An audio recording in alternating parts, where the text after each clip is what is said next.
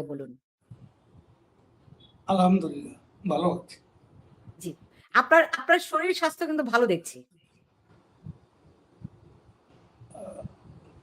জি, মোটামুটি ভালোই আছে। জি। এমনিতে ধরেন ১ বছর হয়ে গেছে আপনারা আপনারা নেই এবং ১ বছর হয়েছে আপনারা নেই, ক্ষমতা হারিয়েছেন। এই ১ বছর কেমন কেটেছে? বা কেমন কাটছে?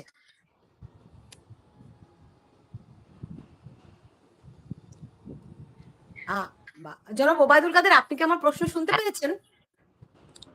হ্যাঁ, শুনতে পাচ্ছি। জি। আমি বলছিলাম গত ১ টি বছর, ক্ষমতা হারিয়ে গত ১ টি বছর আপনাদের কেমন কেটেছে?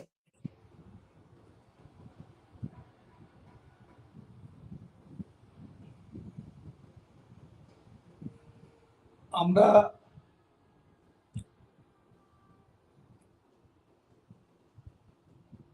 আমাদের দেশে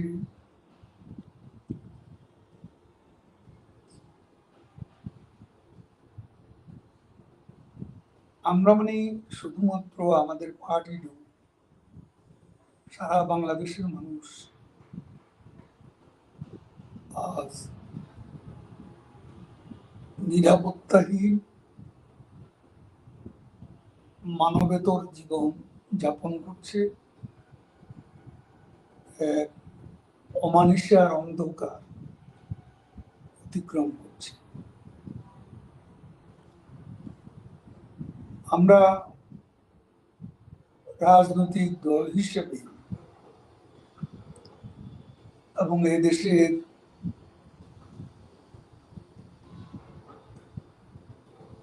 স্বাধীনতা মুক্তিযুদ্ধের নেতৃত্ব দানকারী পার্টি হিসেবে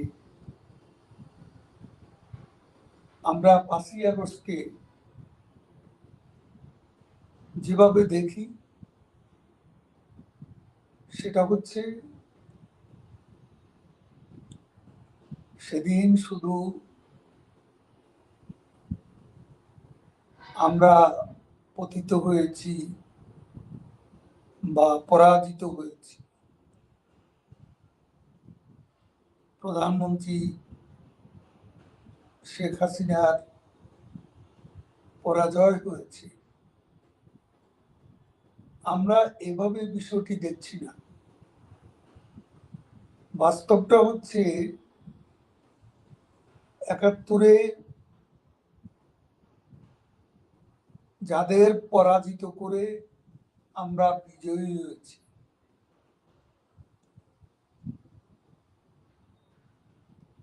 তাদের বিদেশি প্রভু এবং আমি বলবো পরাজিত পাকিস্তানের এদেশীয় দোসররা সাম্প্রদায়িক উগ্র সাম্প্রদায়িক মৌলবাদী গোষ্ঠী, এরা ৫০ বছরেরও বেশি সময় ধরে এই দেশে পরাজয়ের প্রতিশোধ নিতে তারা ষড়যন্ত্রমূলক তৎপরতা অব্যাহত রাখে। ষড়যন্ত্রের একটা বীজ বৃক্ষ বিজয়ের উষালগ্ন থেকে সক্রিয় থাকে। এটা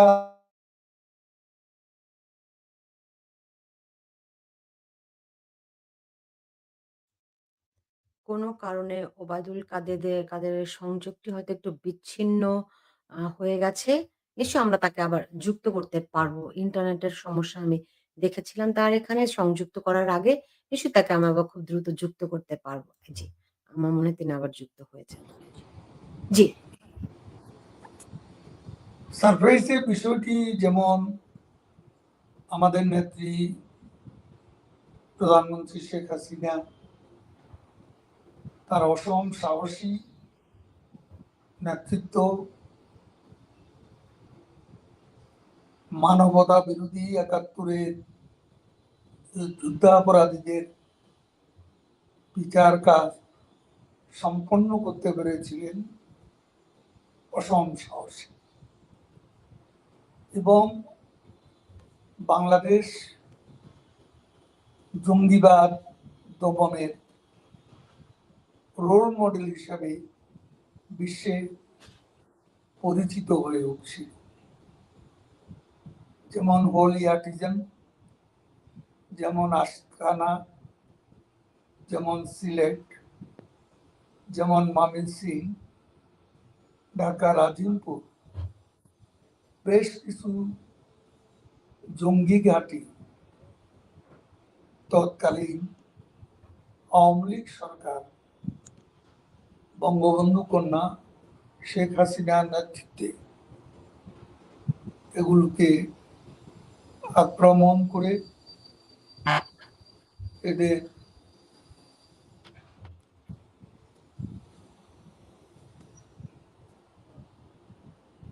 বিনাশ করতে অনেক সাফল্যের ন্যারেটিভ সৃষ্টি হয়েছিল। কিন্তু এদের যে আন্ডারগ্রাউন্ড তৎপরতা, পাকিস্তানের আইএসআই, ঢাকার পাকিস্তানি দূতাবাস, এবং একটা পর্যায়ে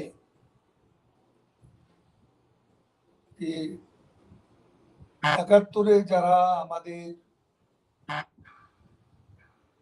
সমুদ্রে সপ্তম নৌবহর পাঠিয়েছিল পাক হানাদার বাহিনীর সমর্থনে, তাদের ডিপ স্টেট একটা এজেন্ডা ছিল। সে এজেন্ডা রেজিম চেঞ্জের এজেন্ডা, এবং তারাও এই ষড়যন্ত্রের সঙ্গে সহযোগিতার হাত বাড়িয়ে দেয়। সবকিছু মিলিয়ে ছাত্র সমাজ, আমি বলবো না তারা এই ষড়যন্ত্রের সঙ্গে যুক্ত, আমি বলবো তারা মিসলেড হয়েছে।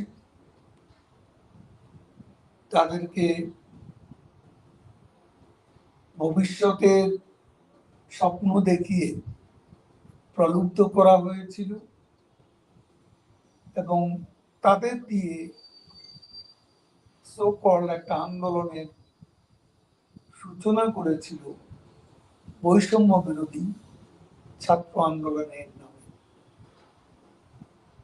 ৫ই আগস্ট যে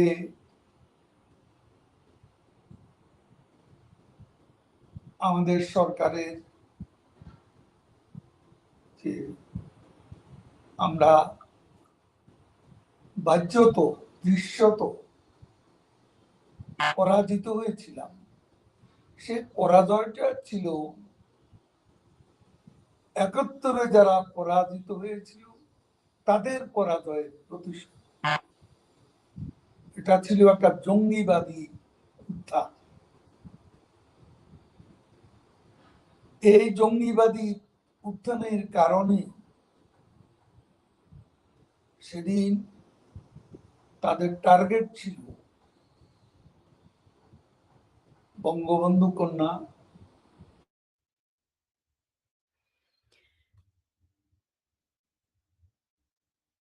আপনার কথা শুনতে পাই না।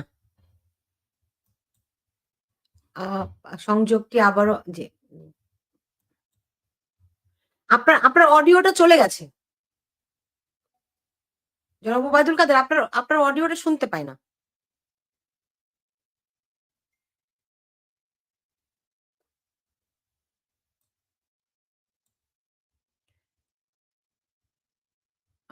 তার সঙ্গে আবারও আমি সংযুক্ত করার চেষ্টা করব। তার অনেকে প্রশ্ন রেখেছেন। আমি ২-১ টি প্রশ্ন শোনাতে চাই, যেগুলি আমি তার জন্য রাখবো। এখানে সালাউদ্দিন আহমেদ একটি প্রশ্ন করেছেন।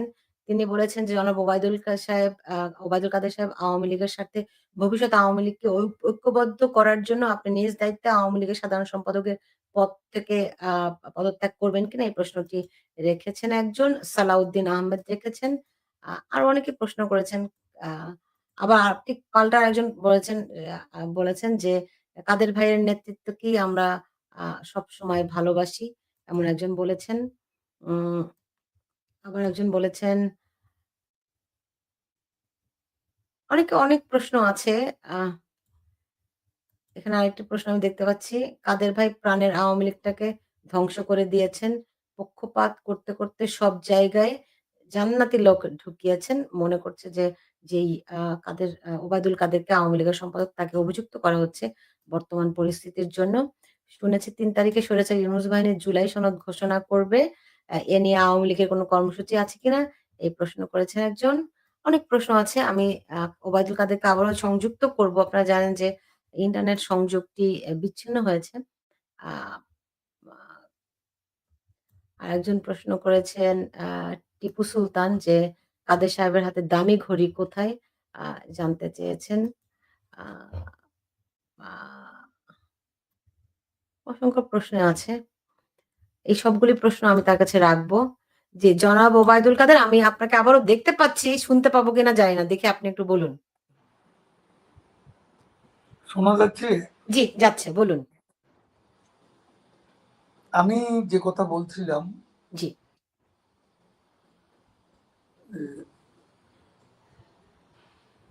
৫ই আগস্টের যে ঘটনা, সেদিন আসলে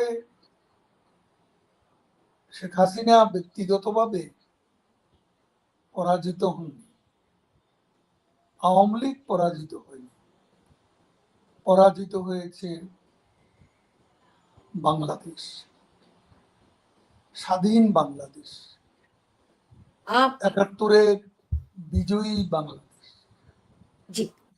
আমি আপনার কথা যদি আমি ধরেও নেই, পৃথিবীতে সব দেশে সব সরকারের বিরুদ্ধে ষড়যন্ত্র থাকে। এমন কোন সরকার নেই যেই সরকারের আবারও তার সংযুক্তি বিচ্ছিন্ন হয়ে গেছে। আ জানি না আমি তাকে আবার কিভাবে যুক্ত করব। তার সংযোগটি বিচ্ছিন্ন হয়ে গেছে আবারও।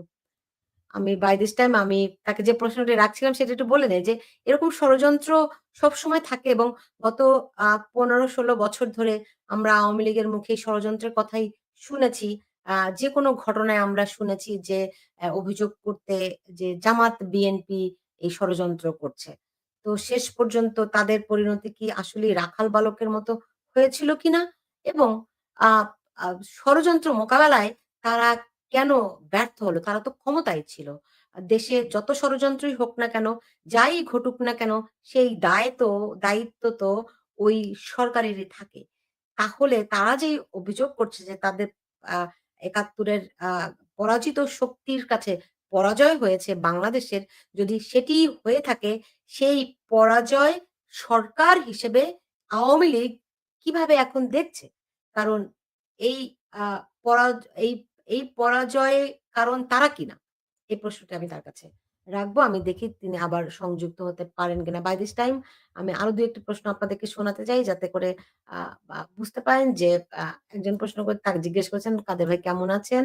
জুলাইতে জাম উম নূরউদ্দিন তিনি প্রশ্ন করেছেন, "জুলাইতে জঙ্গি হামলার মাধ্যমে রাষ্ট্রীয় ক্ষমতা দখল করা হয়েছে। বাংলাদেশে আওয়ামী লীগ তার দেশের নিরাপত্তা দিতে ব্যর্থ হয়েছে।" আমার মনে হয় এই প্রশ্নটি আমি রেখেছি। দেশের নিরাপত্তা দিতে ব্যর্থ হয়েছে। আ অনেকেই প্রশ্ন করেছেন তার হাতের দামি ঘড়ি। আমার মনে হয় কি এসব প্রশ্ন অনেকখানি অবান্তর এই কারণে আ এখন তারা যে অবস্থায় আছে এই প্রশ্নগুলো আমরা নিশ্চয়ই তাদেরকে করব। আ একটা আওয়ামী লীগের মতো একটি দলের সাধারণ সম্পাদক হিসেবে আ এগুলি তো আ এসব প্রশ্ন নিশ্চয়ই তাকে করা উচিত। ভবিষ্যতের জন্য তারা কি ভাবছে সেগুলো আমাদেরকে দেখতে হবে। জনাব ওবায়দুল কাদের জি, আপনার কাছে আমি প্রশ্ন রেখেছিলাম। অলরেডি আমার প্রশ্নটি এখানে একজন করেছেনও। সেটি হচ্ছে যে, যেই ষড়যন্ত্রের কথা আপনারা বলছেন, সেই ষড়যন্ত্র মোকাবেলা করার দায়িত্ব তো সরকারেরই ছিল। আপনাদের কোন দুর্বলতা, কোন ব্যর্থতার কারণে আপনাদের কথা মতো বাংলাদেশ পরাজিত হলো?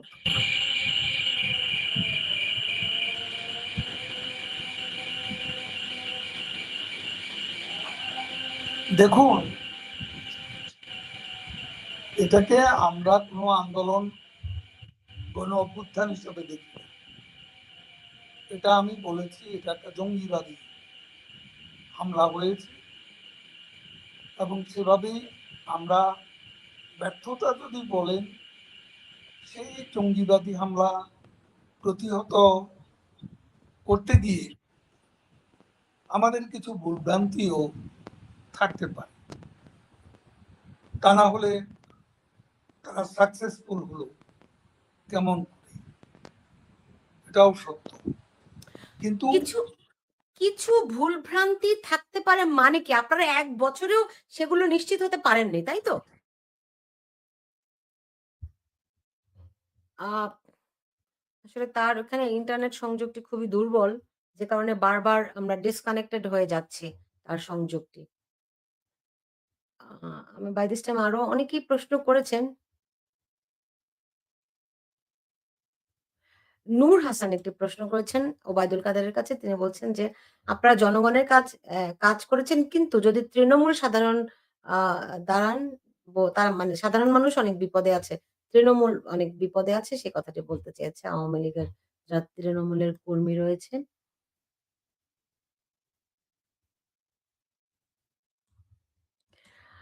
আ অলকা তালুকদার একটি প্রশ্ন করেছেন, "ওবায়দুল কাদের সাহেব আপনাদের দলে হাসনাত চার্জিসের মতো লুকোনো ভণ্ড ষড়যন্ত্রকারীদের খুঁজে বের করার কোনো উদ্যোগ কি আপনারা নিয়েছিলেন বা নিয়েছেন?" জি, জনাব ওবায়দুল কাদের আপনাকে সংযোগটা তো বারবার বিচ্ছিন্ন হয়ে যাচ্ছে। বাই দিস টাইম আমি কিছু প্রশ্ন মানুষ যেই প্রশ্নগুলো আপনাদেরকে করছে ২-১ টি প্রশ্ন আমি বলছিলাম। জি, আপনার কাছে প্রশ্ন রেখেছিলাম যে আপনি এখনো বলছেন যদি কোনো ভুল হয়ে থাকে, আপনারা কি ১ বছরেও নিশ্চিত হতে পারেননি কি ভুল আপনাদের হয়েছে? সেগুলো চর্চা অবশ্যই আমাদের নিজেদের মধ্যে আছে, এবং ভুল ত্রুটি ব্যর্থতা যেটা আছে সেটা নিয়ে আমাদের আত্মবিশ্লেষণ এবং আত্মসমালোচনা এবং ভবিষ্যতে নির্ভুল অগ্রযাত্রার জন্য আমাদের ভুল ত্রুটি থেকে, আমি বলবো অতীতের ভুল ত্রুটি থেকে শিক্ষা নেওয়া, এটা রাজনীতিকদের অবশ্যই করণীয় দায়িত্ব কর্তব্য বলে আমরা মনে করি। সেটা যখন বাংলাদেশে আমরা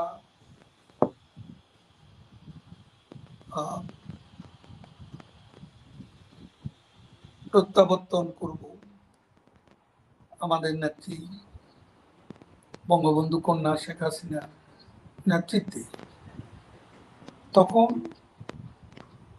এসব নিয়ে আলাপ আলোচনা হতে পারে। এখন আমরা বিভিন্নভাবে আছি, বিচ্ছিন্নভাবে আছি। বাংলাদেশে আমাদের দলের কার্যক্রম নিষিদ্ধ করেছে, আমাদের তরুণদের সংগঠন ছাত্রলীগকে তারা নিষিদ্ধ করেছে, একদম অন্যায় অযৌক্তিক ভাবে। এই অবস্থায় আমরা কিভাবে নিজেদের মধ্যে বসাবসির মাধ্যমে আমরা এসব প্রশ্নের উত্তর খোঁজার চেষ্টা করব, সে পরিবেশ পরিস্থিতি এখন বজায় নেই। যখন সময় আসবে তখন অবশ্যই চুলচেরা বিশ্লেষণ আমরা করব। কিন্তু গত ১ বছরে আপনারা কি কোনোভাবে সংগঠিত হতে পেরেছেন? আমরা অনেক, আমরা একেবারেই একটা বিপর্যয় থেকে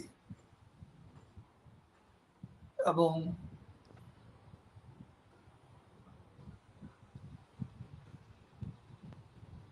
একটা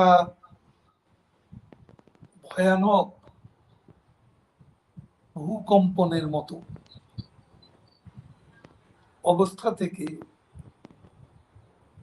আমরা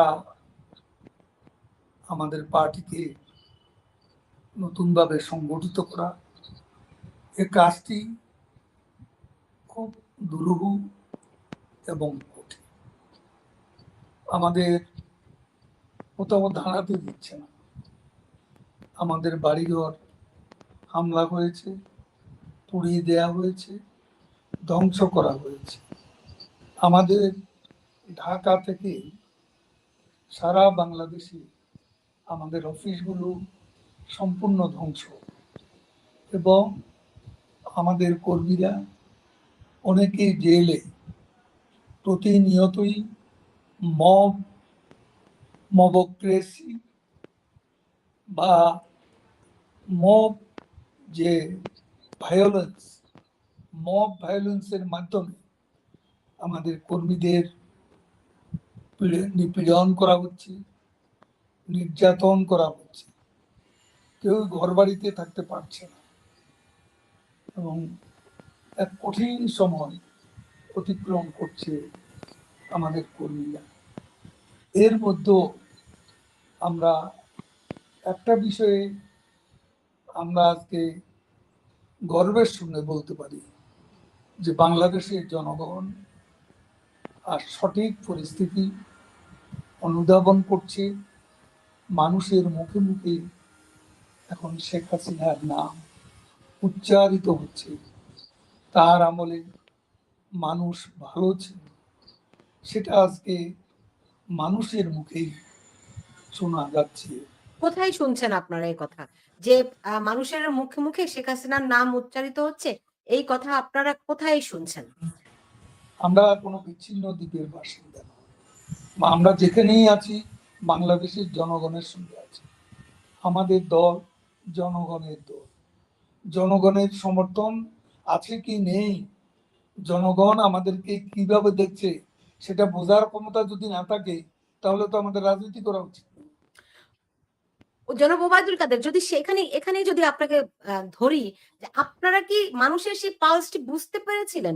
ধরেন জঙ্গি হামলা যদি হয়েও থাকে, সেখানে মানুষ যে একাত্ম হয়ে গিয়েছিল, মানুষ যে আওয়ামী লীগ সরকারের উপর বিরক্ত ছিল, বিতৃষ্ণা ছিল, এই পালস মানুষের এই উপলব্ধিগুলো কি আপনারা ৫ই আগস্টের আগ পর্যন্ত বুঝতে পেরেছিলেন? আমরা তো সরকারে ছিলাম,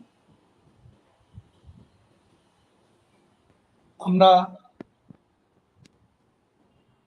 মানুষের যে চাহিদা আকাঙ্ক্ষা একটা সরকারের কাছে, সেটা বাস্তবায়নে আমরা কার্পণ্য করিনি।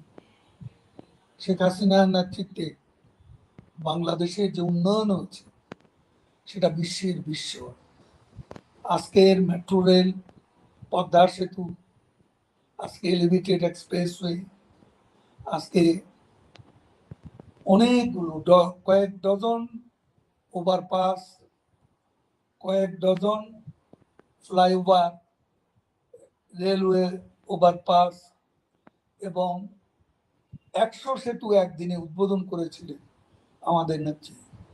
তারপর আবার এই ঘটনার মাস দুয়েক আগে একদিনে 150 সেতুর উদ্বোধন করেছে। সমতলে, পাহাড়ে, সর্বত্রই রাস্তা, যোগাযোগ ব্যবস্থা বৈপ্লবিক পরিবর্তন। রূপপুর পারমাণবিক বিদ্যুৎ কেন্দ্র, মাতার বাড়ি, তারপর আপনি দেখুন যে সেই বরিশাল, বৃহত্তর বরিশালে যে প্রকল্প, যে বিদ্যুৎ কয়লা বিদ্যুৎ কেন্দ্র, সেটা, এবং গভীর সমুদ্রে সেখানে পায়রা, যে প্রকল্প, আপনি পায়রা গভীর সমুদ্র বন্দরের কথা বলছেন। পায়রা সমুদ্র বন্দর, জনাব এগুলো ওবায়দুল কাদের, আওয়ামী আমি বুঝতে লীগের। পারছি কেউ অস্বীকার করছে না। আওয়ামী লীগ সরকার অনেক উন্নয়ন করছে, যা গত ৫৩ বছরে হয়নি। এই কথা কিন্তু শত্রুও অস্বীকার করছে না। কিন্তু না, আপনি অস্বীকারই বাংলাদেশের, অস্বীকারই করছে। আমার প্রশ্নটি আপনার কাছে, আপনি বাংলাদেশের সবচেয়ে বড়, সবচেয়ে পুরনো, সবচেয়ে পোড় খাওয়া রাজনৈতিক দলের সাধারণ সম্পাদক। আপনি কি মনে করেন গণতন্ত্র মানে শুধুই উন্নয়ন? গণতন্ত্র মানেই শুধুমাত্র ব্রিজ, অবকাঠামো নির্মাণ? তা তো মনে করি না। ওকে। আমরা ইতিহাস যদি বলতে সুযোগটা থাকে, তাহলে গণতন্ত্রকে নিয়ে যে সিনেমিনি খেলা হয়েছে, আমরা তো নির্বাচন দিয়েছি, নির্বাচন কমিশনের মাধ্যমে নির্বাচন হয়েছিল 2008 সাল থেকে 2014, 2018, 2024। 2008 সালের নির্বাচন নিয়ে তো কোনো কথা নেই, কারণ সবার অংশগ্রহণে ইলেকশনটা হয়েছে। সেখানে বড় দল হিসেবে বিএনপিও ছিল, কিন্তু পরবর্তী কয়েকটা নির্বাচনে বিএনপি ইলেকশন বয়কট করে।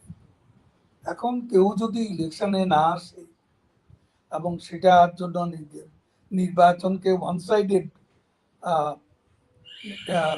ইলেকশন, ইনক্লুসিভ নির্বাচন না বলা হয়, তো সেটার জন্য তো আমরা দায়ী হতে পারি।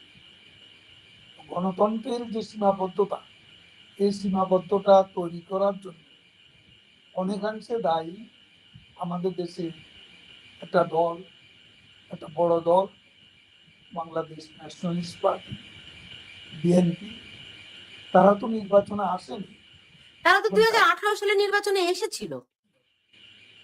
হ্যাঁ 2018 সালের নির্বাচনে তো তারা এসেছিল। হ্যাঁ, তো তখন তো নির্বাচন হয়েছিল, কিন্তু সেই এবং সেই জনগণ নির্বাচন সেই জনগণ নির্বাচন তাদের কি ভোট না দিলে গ্রহণযোগ্য আমরা ছিল? কি করব? জনগণ যদি আপনাকে ভোট না দেয়, আমি কি করব? আমি জোর করে জেতাবো? তারপর মির্জা ফখরুল দেখা গেল তিনি ইলেকশনে বগুড়া জিতলেন, ঠাকুরগাঁয়ে হারলেন, কিন্তু বগুড়া নির্বাচনে জিতে তিনি সংসদে আসলেন না। এটা কেমন গণতন্ত্র? এটা কি দ্বিচারিতা নয়? তার অন্যান্য দলীয় নেতারা 6-7 জনের মতো সংসদে আসলেন, কিন্তু দলের মহাসচিব আসলেন আপনার কি মনে হয় নির্বাচনে জিতেও। তো আপনার এই কি ধরেন দ্বিচারিতার জবাব কি? জি, জনাব ওবায়দুল কাদের 2008 সালের নির্বাচন ভালো নির্বাচন। 2014 সালের নির্বাচনকেও আমি আপনার আমি দিতে চাই যে 2014 সালের প্রেক্ষাপটটি ভিন্ন ছিল। যুদ্ধাপরাধীদের বিচার চলছিল। সুতরাং অনেক রকম কর্মকাণ্ডের মধ্য দিয়ে 2014 সালের নির্বাচনটি হয়েছে। কিন্তু 2018 সালের নির্বাচনটি আপনার কাছে কি মনে হয়? আপনার মনে হয় কিনা এটা প্রশ্নের ঊর্ধ্বে নির্বাচন হয়েছে? কোন নির্বাচন? 2018 সালের নির্বাচন। যেই প্রশ্ন নির্বাচনে তখনই আসবে যখন নির্বাচনে যদি সবাই অংশগ্রহণ করত, অংশগ্রহণমূলক নির্বাচন হতো, তাহলে সেখানে প্রশ্ন আসতে পারে। এখানে তো নির্বাচন কমিশন যথারীতি নির্বাচন করেছে, এবং নির্বাচন কমিশনে যে সংস্কার গুলো, যে স্বাধীন নিরপেক্ষ নির্বাচন কমিশন গঠনে প্রধানমন্ত্রী শেখ হাসিনা যে স্টেপগুলো নিয়েছিলেন, সেটা পরও নির্বাচনের বৈধতা নিয়ে প্রশ্ন করা তো অযৌক্তিক। ওকে আমি বুঝতে পেরেছি। আপনারা মনে করেন যে 2018 সালের নির্বাচন, 2024 সালের নির্বাচন এগুলা প্রশ্নাতীত। আচ্ছা, আমি একটু বর্তমান প্রেক্ষাপটে ফিরে আসি। আপনি বলছেন যে বাংলাদেশ জঙ্গিদের কাছে পরাজিত হয়েছে। এখন এই বিষয়ে এই বিষয়ে আমরা কার্যত এই সরকারকে চাপে রাখতে আওয়ামী লীগের তরফ থেকে তেমন কোনো কার্যক্রম দেখিনি। এমনকি বহির্বিশ্বে কি কোনো সংযোগ স্থাপন করতে কোনো আ আ আমরা জানি অনেক কূটনৈতিক তৎপরতা থাকে, অনেক রকম বিষয় থাকে। আপনাদের কি সেরকমও কোনো উদ্যোগ কি আছে? আমাদের সব ধরনের তৎপরতা, রাজনৈতিক তৎপরতা, আমাদের দলকে আবার সংগঠিত করা, সারা বাংলাদেশে আমাদের নেত্রী শেখ হাসিনা স্বয়ং আজকে দল পুনর্গঠনে, দলকে সংগঠিত করার ব্যাপারে তৃণমূল পর্যন্ত তিনি কাজ করে যাচ্ছেন, এবং আমরা আমাদের দলের নেতারাও এই ব্যাপারে সক্রিয় ভূমিকা আমরা পালন করছি। আন্তর্জাতিক বিশ্বেও ইউনূস প্রশাসন সম্পর্কে আগে যে ধারণা ছিল, এখন সে ধারণা বদলে যাচ্ছে এবং এটা আমাদের কাজকর্ম চলছে। আমাদের বিদেশে আমাদের সংগঠনরা আছে, সংগঠনগুলো আছে, আমাদের আওয়ামী লীগের নেতাকর্মীরা আছে, তারাও সেখানে অত্যন্ত সক্রিয়। কাজে আওয়ামী লীগ এখন অনেক সংগঠিত হয়েছে। এ ব্যাপারে আমরা যথেষ্ট কনভিন্সড এবং আমরা মনে করি আমরা এগিয়ে যাচ্ছি।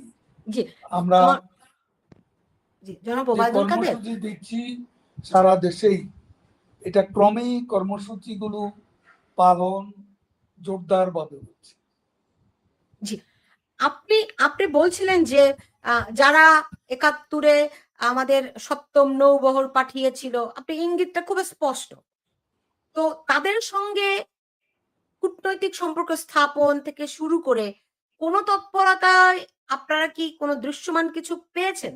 ১ নাম্বার তাদের প্রশ্ন। সঙ্গে আমাদের যোগাযোগ আছে এবং আমাদের সাথে বর্তমান ট্রাম্প অ্যাডমিনিস্ট্রেশনের সঙ্গে কোনো প্রকার কনফ্লিক্ট নেই।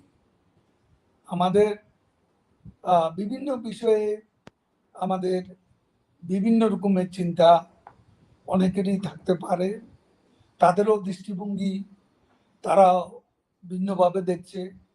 গ্লোবাল পলিটিক্সটাকে তারা রিডিফাইন করতে, সেটাও তাদের একটা প্রয়াস আছে। সেখানে আমাদের সাথে কোনো বিরোধ নেই, আমরা তাদের সহযোগিতা চাই। কারণ বাইডেন অ্যাডমিনিস্ট্রেশন আমাদের সঙ্গে যা করেছে সেটার পুনরাবৃত্তি ট্রাম্প প্রশাসন করবে, এটা এখনো আমরা বিশ্বাস করি না। কিন্তু আমি তো দেখি আওয়ামী লীগের বিরুদ্ধে বেশি প্রচারণা। আপনি দেখুন আল জাজিরা যে রিপোর্ট করলো, আপনি দেখুন বিবিসি যে রিপোর্ট করলো, আরো বেশ কতগুলো আন্তর্জাতিক গণমাধ্যমে যে প্রতিবেদনগুলো দেখছি, তাতে তো আ আ মানে যেই জঙ্গির হামলার কথা আপনারা বলছেন সেই জিনিসগুলো আমরা দেখছি না। আমরা তো দেখছি আপনাদের বিরুদ্ধে প্রচারণা চলছে। আর কোথায় আপনাদের আ আপনাদের কি বলবো প্রচারণা সেল, কোথায় আপনাদের কূটনৈতিক সম্পর্ক? সেগুলো তো আমি জানি না আপনারা দেখছেন কিনা, আমি অন্তত দেখছি না। দেখুন, আপনি কি দেখছেন না দেখছেন সেটা আপনার বিষয়। এই যে তথ্যচিত্র,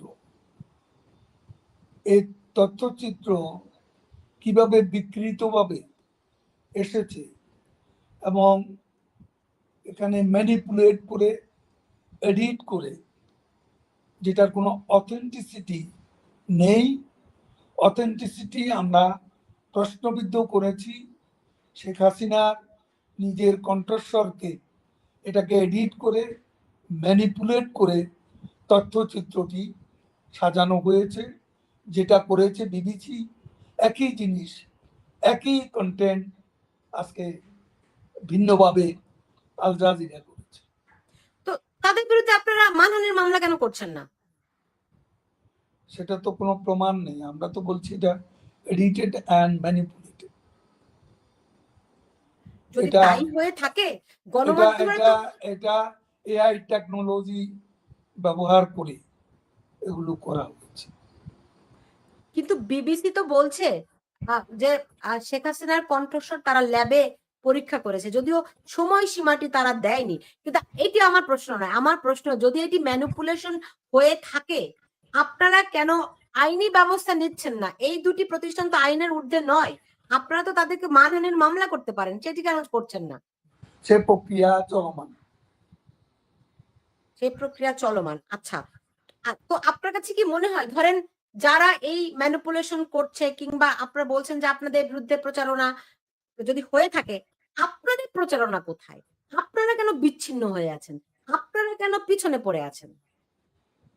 বাংলাদেশে কি আমরা সংগঠিতভাবে সবাই একটা নিরাপদ অবস্থান থেকে, শান্তিপূর্ণ অবস্থান থেকে রাজনীতি করার আমাদের সুযোগ আছে?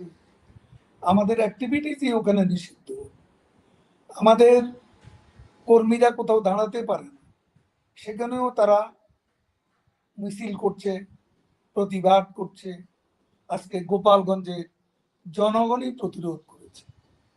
আমরা অবাক হলাম, বাংলাদেশের সেনাবাহিনী সেই এনসিপি ওই মোহাম্মদ ইউনূসের যে ঠ্যাঙ্গারে বাহিনী, এদেরকে দল করার নামে গোপালগঞ্জে তারা গিয়েছিল। আসল উদ্দেশ্য ছিল বঙ্গবন্ধুর সমাধিসৌধকে ধ্বংস করা। তাদের আসল উদ্দেশ্য ছিল গোপালগঞ্জে বঙ্গবন্ধুর বাড়ি ধ্বংস করা। যেমন তারা ধ্বংস করেছিল বাংলাদেশের স্বাধীনতা ঘোষণাস্থল ঐতিহাসিক বঙ্গবন্ধু ভবনকে। কিন্তু দেখুন, গোপালগঞ্জের জনগণ প্রতিরোধ করেছে, সেনাবাহিনীর প্রোটেকশনে সেই জঙ্গি শক্তি সেদিন গোপালগঞ্জ থেকে পালিয়েছে। সেনাবাহিনী কেন, কি উদ্দেশ্যে তাদের প্রোটেকশন দিল, পালিয়ে যেতে সাহায্য করলো? এটা তো সেনাবাহিনীর দায়িত্ব নয়। এখন সেনাপ্রধান তো আপনাদের আপনাদের সরকার প্রধানেরই নিয়োগকৃত। কেন এমনটি হলো? নবাব সিরাজউদ্দৌলার প্রধান সেনাপতি মীর জাফর আলী খান তো সিরাজউদ্দৌলারই প্রাপ্ত। এখন এই প্রসঙ্গে আমি আর বেশি কিছু বলতে চাই। জি, কিন্তু আপনি যদি সেটাই বলেন তাহলে কি এই রিয়ালাইজেশনটি আপনারা গোপালগঞ্জের ঘটনার পরে বুঝতে পারলেন? ওবায়দুল কাদের সম্ভবত আবারও বিচ্ছিন্ন হয়ে গেছে। তাকে যে প্রশ্নটি আমি রাখতে চাই এখন যে, জনাব ওবায়দুল কাদের, আপনারা এই সোনাপ্রধান সম্পর্কে যে মূল্যায়নটি এখন আপনি আমাকে দিলেন, সেটি কি আপনারা এই গোপালগঞ্জের ঘটনার পরে বুঝতে পেরেছিলেন? নাকি আপনারা ধরেন তার আমরা প্রকাশ মুখ খুলেছি, আমরা সেনাবাহিনী সম্পর্কে কোনো বক্তব্য রাখি, যদিও আমরা দেখেছি তাদের নীরব উপস্থিতির মুখে তাদের নাকের ডগায় ৩২ নম্বর বুলডোজার দিয়ে ধ্বংস করা হয়েছে। এবং তাদের উপস্থিতিতে সেদিন যে জঙ্গি হামলা ৫ই আগস্টে, সেটাও তাদের নীরব উপস্থিতিতে সংঘটিত হয়েছে। এবং কারো কারো মতে তাদের সায়ও ছিল, সমর্থন সূচক সম্মতিও ছিল, এরকমটাও আমরা জানতে পেরেছি। তো তাহলে আপনারা গত ১ বছরে কি ধরনের প্রস্তুতি নিলেন ফিরে আসার? আপনি বলছিলেন যে যখন আপনারা প্রত্যাবর্তন করবেন, তো সেটি কবে নাগাদ হতে পারে? সেনাবাহিনীকে যদি আপনাদের বিরুদ্ধে থাকে, সেক্ষেত্রে আপনারা কেমন করে অগ্রসর হবেন? গোটা সেনাবাহিনী আমাদের বিরুদ্ধে, একথা তো আমরা বলি। সেনাবাহিনীর মধ্যেও বিভিন্ন সমীকরণ থাকতে পারে। সেনাবাহিনী অ্যাজ এ হোল আমাদের মুক্তিযুদ্ধের বিরুদ্ধে, আমাদের বিরুদ্ধে তো যারা আছে তাদের সবাই মুক্তিযুদ্ধের বিরুদ্ধে, এমনটি তো বলা হবে। বাংলাদেশে মুক্তিযুদ্ধকে যখন ধ্বংস করার জন্য চক্রান্ত চলছে, আমার বিশ্বাস দেশপ্রেমিক সেনাবাহিনী সেখানে তাদের যে দায়িত্ব, ইতিহাস অর্পিত যে দায়িত্ব, সে দায়িত্ব সময় মতো তারা পালন করবে। তো সেনাপ্রধানের প্রতি কি আপনাদের সেই আ আ সেই আমি আস্থা? এত কথা বলার পর আপনি আবার প্রশ্ন কেন করছেন? আচ্ছা, ঠিক আছে। বলেছি, আসলে বিষয়টিতে অনেক স্পর্শকাতর সব আমি কথা বুঝতে আমি পারি। বলবো না, জি। যা বলার বলেই ফেলেছি। জি, বুঝতে পেরেছি। এখন আ রাজনৈতিকভাবে ধরেন একটা একটা উদ্যোগ নেওয়া হচ্ছে। সামনে একটা ইলেকশনের প্রক্রিয়া হতে পারে। হবে কিনা আমরা জানি না এখনো। হতে পারে এবং সেটি আওয়ামী লীগকে বাদ দিয়ে এরকম একটা কথাবার্তা শোনা যাচ্ছে। এই বিষয়ে আপনারা কি ভাবছেন? আমরা বাংলাদেশের বেশিরভাগ জনগণের প্রতিনিধিত্ব করি, সেই পার্টির কার্যকলাপ নিষিদ্ধ করে, সেই পার্টিকে নিষিদ্ধ রেখে, নির্বাচনে অংশগ্রহণ থেকে বিরত রেখে বাংলাদেশে কোনো ইনক্লুসিভ, নিরপেক্ষ, বাংলাদেশে কোনো ফ্রি ফেয়ার ইলেকশন হতে পারে না, হওয়া সম্ভব। যদি হয় সেক্ষেত্রে আপনাদের কৌশল কি হবে? যদি নদীতে ফেলুন, যদি হ্যাঁ, আমি এটুকু জানি, ক্ষমতার রাজনীতির রহস্য পুরুষ ইউনূস তার ক্ষমতাকেই ভালোবাসে। গণতন্ত্র তার কাছে কোনো বিষয় নয়। অলরেডি তার সমর্থকরা, যারা তার যে অ্যালাইড ফোর্সেস, তারাই বিভিন্ন ইস্যুতে বিভক্ত হয়ে একটা জগাখিচুড়ি পরিবেশ সৃষ্টি করছে, যেটা নির্বাচনের পথে প্রতিবন্ধক হয়ে দাঁড়াতে পারে। এখন আ মানে ধরেন আমি শুনতে পেয়েছি যে আ জনাব ওবায়দুল কাদের আপনার সংযোগ কিন্তু বারবার করে বিচ্ছিন্ন হয়ে যাচ্ছে। উম জি। আমি আবার জি। আমরা শুনতে পাচ্ছি মানে শেখ হাসিনা আ আপনাদের দলীয় নেতাদের সঙ্গে আ বৈঠক শুরু করেছেন ইন পারসন। আ সেটি সেটি কেমন হচ্ছে? এবং আ এই যে জনাব ওবায়দুল কাদের আপনার সংযোগটি এতটাই জি বিচ্ছিন্ন হয়ে যাচ্ছে যে অনেককেই বিতর্কিত অনেক নেতাকে নিষ্ক্রিয় করা হয়েছে। এটি কতটা সত্য? একথা মোটেও সত্য নয়। এখন এসব বাদ বিচার করার সময় নয়। এখন সবাই কাজ করছে, যারা কাজ করতে চায়। পরবর্তীতে দেখা যাবে কারা সক্রিয় থাকে, কারা নিষ্ক্রিয় থাকে। যারা এখন সক্রিয় থাকবে, সংগ্রামে আন্দোলনে থাকবে, সবকিছুই তো আমরা পর্যবেক্ষণ করছি। আর আমাকে যে প্রশ্নটা করেছেন, আমি সেটা বলতে চাই যে আমাদের পার্টিতে একটা নিয়ম আছে, 3 বছর পর পর আমাদের পার্টির সম্মেলন হয়। সম্মেলনের মধ্য দিয়ে নতুন নেতৃত্ব আসে। আর এই প্রক্রিয়ায় কাউন্সিলরদের সম্মতি নিয়ে আমাদের নেত্রী, আমাদের সভাপতি শেখ হাসিনা এ ব্যাপারে চূড়ান্ত সিদ্ধান্ত নেয়। তবে আমাদের 3 বছর, সর্বশেষ আমার 2 টার্মের পর এটা 3rd টার্ম চলছে, এটা শেষ হবে আগামী ডিসেম্বর। এখন ডিসেম্বরে আমরা কোথায় থাকবো সেটা আমি জানি না, এবং তখন যদি সম্মেলন করার মতো অবস্থান না থাকে, তখন অন্তর্বর্তী কোনো ব্যবস্থা যদি নেওয়ার দরকার হয়, আমাদের নেত্রী প্রয়োজনে নিতে পারেন। আমার কোনো পদের প্রতি কোনো মোহ নেই।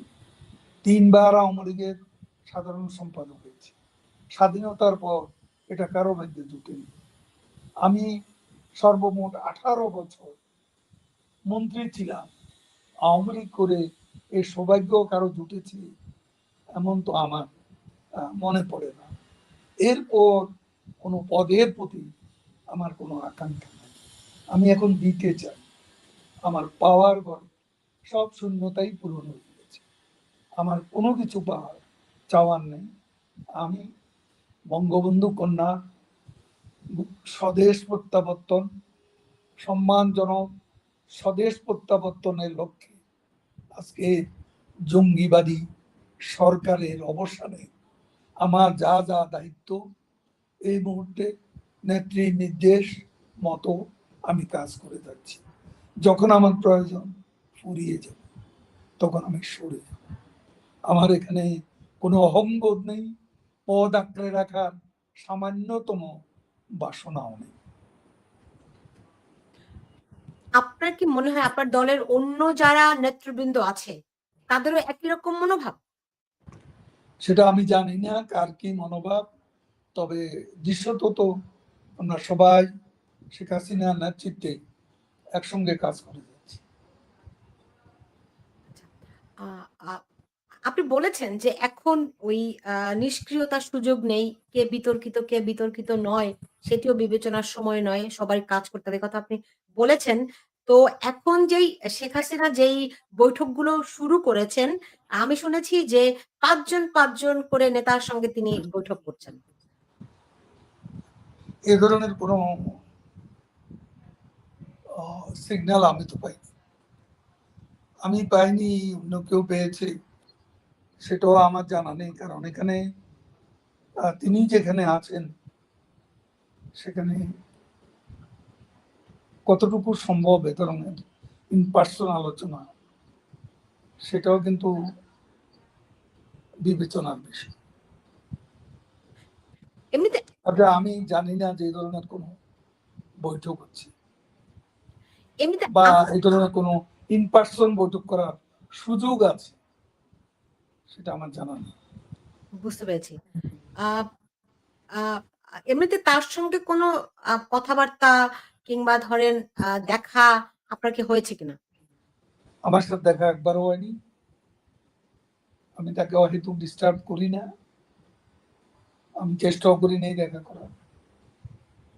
প্রয়োজনীয় নির্দেশ তিনি দিলে সেটা আমি পাই, যোগাযোগ আছে, তার সেই সঙ্গে নির্দেশটা যোগাযোগ আছে। কিভাবে করে পান? জরুরি প্রয়োজনে যেভাবে পাওয়া আজকে পৃথিবীতে সম্ভব সেভাবেই হবে। ফোনে আরকি, রাইট? এই তথ্য প্রযুক্তির যুগে আপনি এই প্রশ্ন করছেন কেন? না তারপরেও আপনি জানেন যে প্রধান উপদেষ্টা ডক্টর মোহাম্মদ ইউনুস তিনি প্লেনে উড়ে গিয়ে লন্ডনে গিয়ে তারেক রহমানের সঙ্গে বৈঠক করেছেন। নিশ্চয়ই তারও কিছু মজেদা তো আছে নাকি?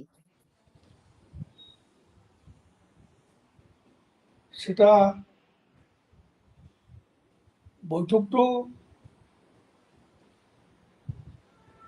বিএনপির তো লক্ষ্য হচ্ছে অনতিবিলম্বে একটা নির্বাচন। আর এক ব্যাপারে তারা তাদের মধ্যে গভীর ঐকমত্য আছে, সেটা হলো কোনো অবস্থাতে আওয়ামী লীগকে কোনো সুযোগ না দেওয়া, কোনো অবস্থাতেই আওয়ামী লীগ যাতে নির্বাচনে অংশ নিতে উম, না পারে সে ব্যবস্থা করা। এবং আজকে যে ৩০০-র উপরে মামলা, খুনের মামলা, আমাদের নেত্রীর একটা তো চার্জশিটও দিয়ে দিয়েছে, এবং আমারও ২৩০টির মতো খুনের মামলা। আজকে এইসব মামলা আমাদেরকে ফাঁসি দিয়ে দেবে এরকম একটা ঐক্যমত্য তাদের মধ্যে আছে। এতে বিয়ে নির্বাচনের ভবিষ্যৎ, এতে কোনো গ্যারান্টি দেওয়ার মতো কোনো কিছুই খোলা চোখে দেখতে পাচ্ছি। আ বুঝতে পেরেছি। এটা তো একটা বিএনপির অবস্থান। তারপরেও অনেকে মনে করে বর্তমান বাংলাদেশে বিএনপি আম আ স্বাধীনতার পক্ষে কাজ করছে। স্বাধীনতার পক্ষে অবস্থান নিয়েছে।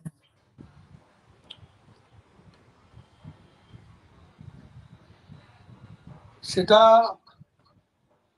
সেখানে একটা দ্বিচারিতা স্পষ্ট। স্বাধীনতা ৭১ নিয়ে মতভিন্ন তো আছে, তারপরে ৭১-এর চেতনাটা শেষ পর্যন্ত তারা যদি ধারণ করে সেটা দেশের জন্য শুভ। আর তারা তো তারা তো ধরেন বঙ্গবন্ধু ৩২ নম্বরের বাড়ি ভেঙে দেয়ার বিষয়ে মির্জা ফখরুল ইসলাম আলমগীর স্পষ্টতই অবস্থান নিয়েছেন। দুঃখ প্রকাশ করেছেন, প্রতিবাদ জানিয়েছেন। আ আমরা মির্জা আব্বাসের মুখেও ৭১ এর কথা শুনেছি। আ আমরা আমরা অনেকের বিএনপির পক্ষ থেকে কিন্তু ধরেন রাষ্ট্রপতিকে অপসারণ করতে চেয়েছিল। বিএনপি সেটি এক প্রকার ঠেকিয়ে দিয়েছে। ফলে তাদেরকে কি আপনারা কোন কৃতিত্ব দিবেন না? এটা সময় বিচার করবে, সে সময়টা এখনো আসেনি। বুঝতে পেরেছি। এমনিতে আওয়ামী লীগ নিজের ভিতরে কতটুকু সুসংগঠিত আছে? আ আপনি জানেন যে তাজউদ্দিন আহমেদের পরিবারকে দিয়ে আওয়ামী লীগকে একটা রিফাইন্ড আওয়ামী লীগ করার কথাবার্তা শোনা যাচ্ছে। এ ধরনের ঘটনা যদি ঘটে কিংবা দেখা গেলে আপনারা কি ভূমিকা নেবেন? আওয়ামী লীগকে নিয়ে আওয়ামী লীগকে নিয়ে এই ধরনের নাটক অতীতে অনেকবার হয়েছে। তাতে আওয়ামী লীগের কোনো ক্ষতি নেই। আওয়ামী লীগ তার ঐতিহ্যবাহী, তার যে গৌরবের ইতিহাস, সেই গৌরবের ইতিহাস, মুক্তিযুদ্ধের চেতনাকে, স্বাধীনতার সুফলকে ধারণ করে আওয়ামী লীগ এক এবং অভিন্নই আছে। তাজউদ্দিন সাহেবের প্রসঙ্গ আনছেন। তাজউদ্দিন সাহেব জীবনের শেষ দিন পর্যন্ত আওয়ামী লীগ ছাড়েন।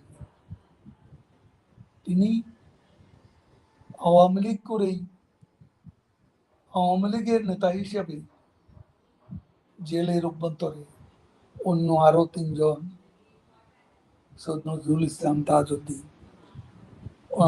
সৈয়দ নজরুল ইসলাম, মনসুর আলী শেখ, কামরুজ্জামান শেখ, তারা সব একসঙ্গে তাদেরকে খুন করা হয়েছে। তাজউদ্দিন সাহেবের ফ্যামিলি, সিমিন হোসেন মিমি আমাদের কেন্দ্রীয় নির্বাহী কমিটিতে আছে, প্রেসিডিয়ামের সদস্য। তো অন্য কেউ তো রাজনীতির ধারায় এটা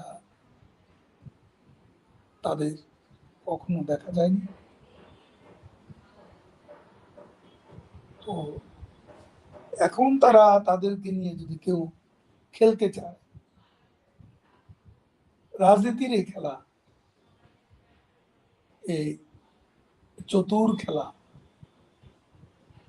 যেটা ইউনূস সাহেবের হাতিয়ার, অন্যতম হাতিয়ার, এই খেলা খেলতে পারে, কিন্তু সফল হবে না। এটা আমার বিশ্বাস। এমনিতে আপনাদের কোনো মূল্যায়ন আছে কিনা? দেখুন, সোহেল তাজকে তো আমরা যতটুকু দেখেছি, শেখ হাসিনা যথেষ্টই স্নেহ করতেন, ভালোবাসতেন। তাকে স্বরাষ্ট্র প্রতিমন্ত্রীর দায়িত্বও দিয়েছিলেন। আমরা যদি দেখি এরকম আওয়ামী লীগের অনেক আ অনেকেই দূরে সরে গেছে আওয়ামী লীগ থেকে। আমরা আ কাদের সিদ্দিকীর কথা দেখি, রাইট? মানে কেন এরকম ফজলুর রহমান, আপনি জানেন বিএনপি, বর্তমানে বিএনপি নেতা। তো এরকম অসংখ্য মানুষ, মানে অসংখ্য নেতা রয়েছেন যারা আওয়ামী লীগ থেকে দূরে চলে গেছে। এই কারণগুলো কি আপনারা আইডেন্টিফাই করেছেন কিনা? দলকে সুসংগঠিত করার ক্ষেত্রে অতীতের ভুল ভ্রান্তিগুলো বিবেচনা করে আপনি জানেন, আপনি নিজেও বহুবার বলেছেন যে হাইব্রিডরা দলের ভিতরে ঢুকে গেছে, রাইট? তো সেই জায়গাগুলো আপনারা নতুন করে মূল্যায়ন করছেন কিনা? আমি তো বলেছি এসব মূল্যায়নের দিন, সময় এখন নয়, এবং এটা সময় যখন আসবে তখন আমরা এসব চর্চা, মূল্যায়নের সুযোগ থাকবে। আর বুঝতে পেরেছি। আওয়ামী লীগ থেকে কে গেছে, কে আছে, এবং এখানে যার যার ব্যক্তিগত আকাঙ্ক্ষাও থাকতে পারে, উচ্চাকাঙ্ক্ষা থাকতে পারে, সেখানে সমীকরণ না হলে সমস্যা হবে। আমি এভাবেই দেখতে চাই। বুঝতে পেরেছি, বুঝতে পেরেছি। আমরা প্রায় শেষ করে এনেছি।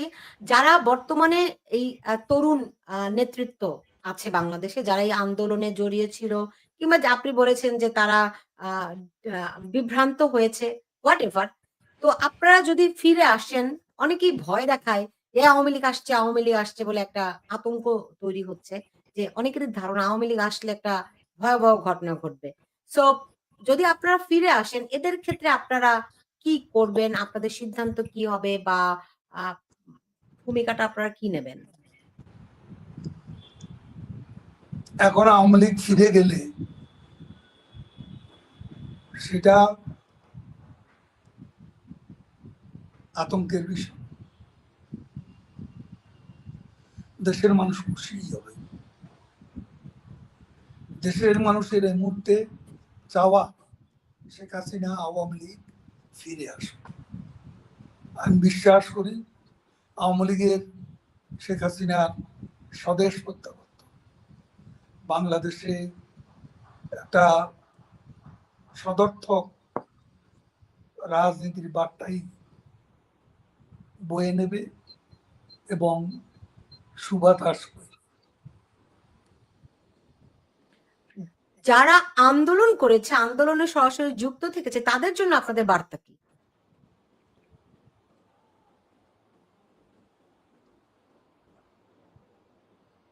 তাদের সাথে আমাদের নিয়তই যোগাযোগ হচ্ছে এবং তারা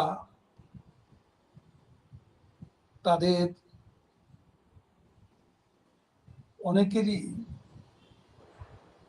চোখে জল, বুকে আগুন জ্বলছে। তাদের এই লড়াকু চেতনার সাথে আমরা একাত্ম এবং তাদের এই চেতনাই আওয়ামী লীগের সম্পদ। সেটাই আওয়ামী লীগকে আবারও বিজয়ের স্বর্ণদুয়ারে নিয়ে যাবে। এটাই আমার বার্তা। বুঝতে পেরেছি। আমি প্রায় শেষ। ধরেন আপনাকে ভিডিওতে দেখতে পাচ্ছি। এটা বিশেষ কিছু ইঙ্গিত দেয় কিনা? দেখুন, আমি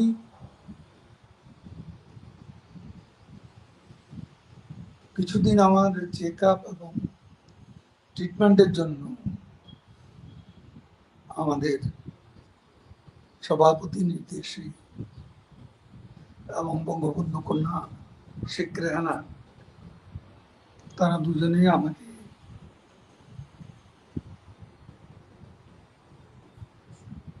নিজের শরীরের প্রতি মনোযোগী হতে বলেছেন। তাদের পরামর্শেই আমি অনেকদিন কথা বলিনি, চুপচাপ থেকেছি। এরপর আমাদের নেত্রী যখন আমাকে সক্রিয় হতে বলেছেন, কথাবার্তা বলতে বলেছেন, স্টেটমেন্ট, ইন্টারভিউ দিতে বলেছেন এবং আমাদের কর্মীদের সাথে যোগাযোগ, আমি সেই থেকে অ্যাক্টিভ হয়েছি। এখন এখানে কোনো ইঙ্গিত, কোনো নির্দিষ্ট কিছুকে ইঙ্গিত করে বা কোনো কিছুকে সামনে রেখে আমি অ্যাক্টিভ হয়েছি এমন তো না। এটা এখন ফোন আলাপ করছি, তাহলে ভিডিও সংযোগও বা অসুবিধা কি, সেটাও আমি মনে করেছি যে একটা একটা যোগ শারীরিকভাবে সংযুক্ত থাকলে যোগটা বোধ ভালোই। ঠিক আছে, তৃণমূলের জন্য কোনো বার্তা আছে কিনা আপনার? এই তো বার্তা আমরা তাদের সঙ্গে একটু আগে যেটা বলছি। জি। আর শেষ প্রশ্ন, শেখ হাসিনা কেমন আছেন? তার শরীর কেমন? তিনি মানসিকভাবে কেমন আছেন? যদি একটু আমাদেরকে বলতেন। আমি যতটুকু জানি তিনি আলহামদুলিল্লাহ সুস্থ আছেন, ভালো আছেন এবং তিনি নেতা কর্মীদের সঙ্গে যুক্ত আছেন, এটা আমি বলতে পারি। কবে নাগাদ তাকে আপনার মতো এরকম প্রকাশ্য দেখতে পারবো?